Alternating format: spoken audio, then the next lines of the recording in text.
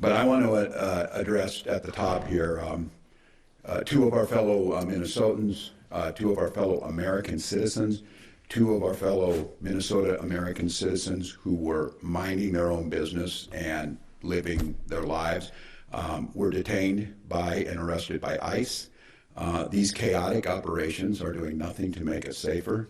These chaotic operations are not done in any coordination with law enforcement in the middle of a blizzard.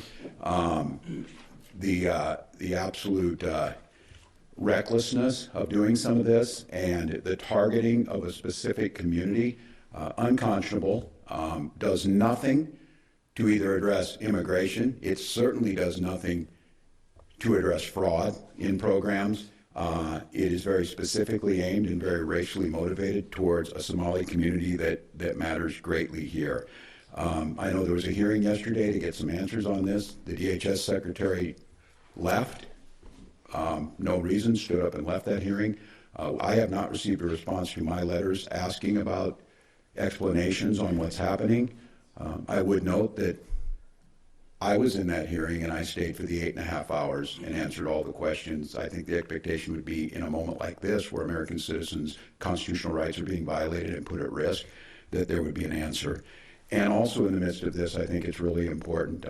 I'd like to acknowledge just the basic decency, not a surprise to everybody in here has been, but Senator Jim Abler's willingness to stand up and note that it should be the simplest thing in the world when the President of the United States calls an entire group of people garbage and our state garbage and a hellhole, to just disavow that. You can still be very conservative. You can still call yourself a Republican. But I think if you want to call yourself a Minnesotan and you want to call yourself a decent human being, you follow Jim Abler's role here. He and I have battled on many issues. We disagree on a lot of policy issues.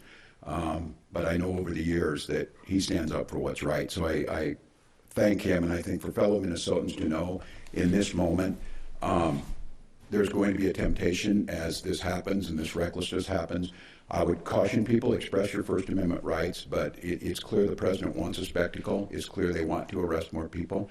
They have a made-up quota number by Stephen Miller, an unelected official, who's telling them just to arrest as many people possible so we can say it. They're not targeted on violent criminals. They're not targeted, obviously. They took American citizens. They deported a U.S. combat veteran who served this nation in uniform and deported him to South Korea, a country he has not been in since he was 8 years old. So I want to address it at the top of the hour.